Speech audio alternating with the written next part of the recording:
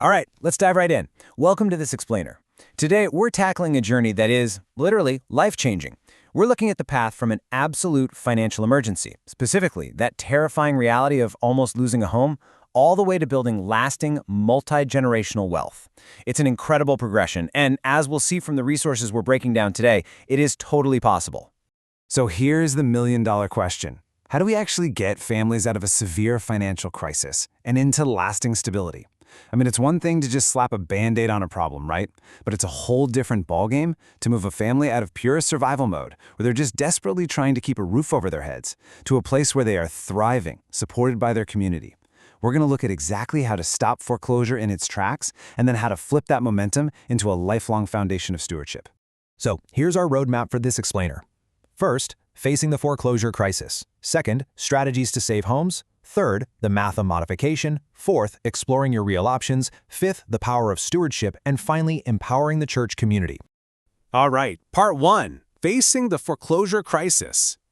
When you're staring down the imminent loss of your property, the anxiety is just paralyzing. It's not just a money problem, It's deeply emotional and hits the entire family unit hard.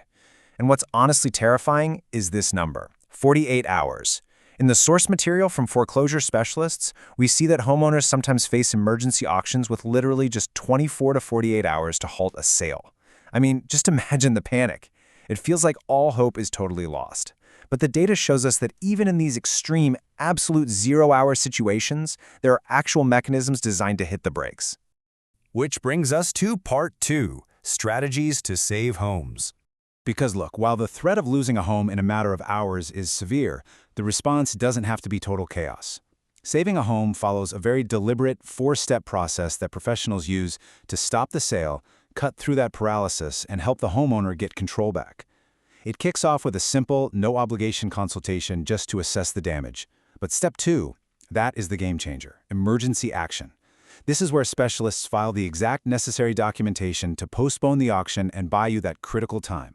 Once the clock is finally paused, they move to step 3, compiling a comprehensive loan modification package. We're talking hardship letters, budget worksheets, the whole shebang, before finally moving to step 4, negotiating directly with the servicer's loss mitigation team. It's a highly structured rescue operation.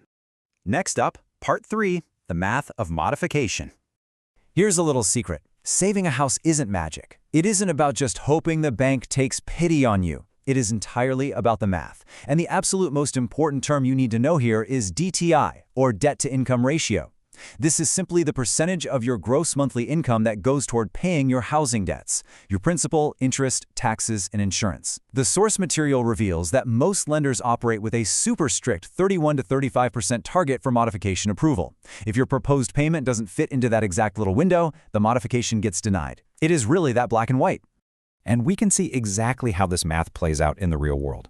Let's say a homeowner has a high interest rate, like 7 or 8%.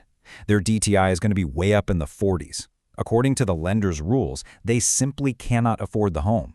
But by negotiating that interest rate down into the 5% range, the monthly principal, interest, taxes, and insurance, which is often called PITI, drops significantly. And that brings the total DTI right down into that 34.8% sweet spot.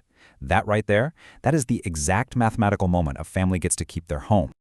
Moving on to part 4, exploring your real options. Now, while a permanent loan modification is absolutely the ideal outcome, we have to be realistic here. Every single situation is unique, and forcing a modification when the math just doesn't work out, well, that's only going to lead to more heartbreak down the line. That's exactly why there's a whole toolkit available. If modification isn't the answer, there are resources for debt reduction to just create some breathing room. There are creative financing options like subject to agreements. And honestly, sometimes the absolute best financial decision is selling with a flexible plan.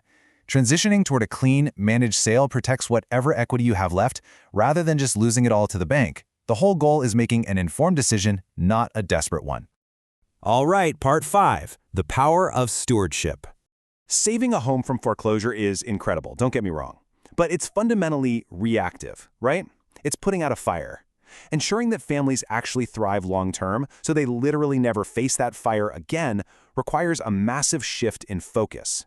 It means moving from reactive survival mode to proactive financial education. And this is exactly where the Financial Stewardship Partnership comes in. It's a practical education initiative built completely around a helping people first philosophy.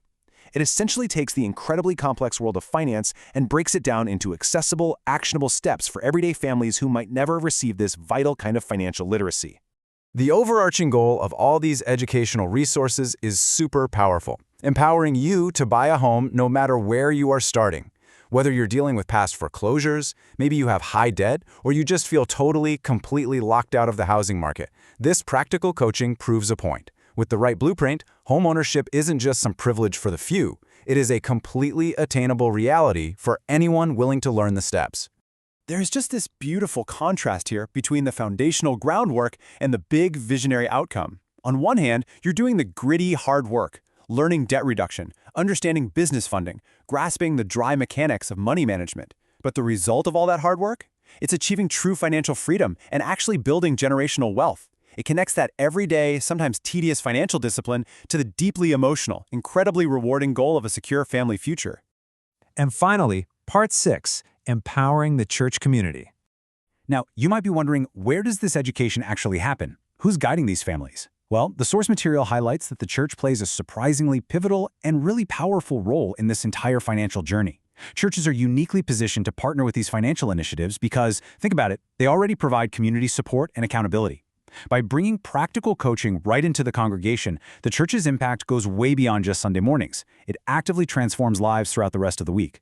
Plus, these partnerships often include referral-based fundraising designed to funnel resources right back into crucial church outreach programs. It's just a brilliant synergy. So the ultimate goals of combining this financial literacy with community support are profound.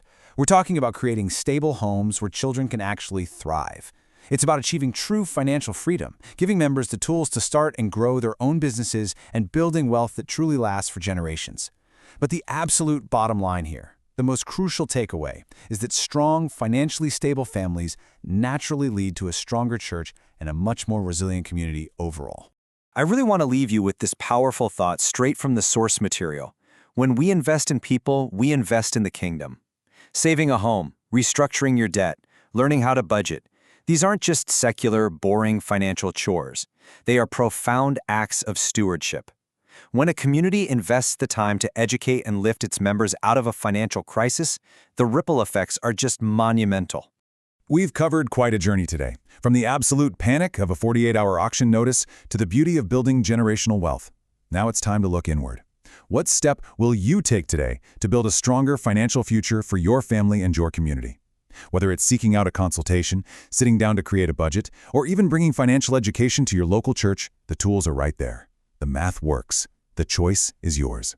Thank you so much for joining me on this explainer, and I seriously can't wait to see how you put this knowledge into action.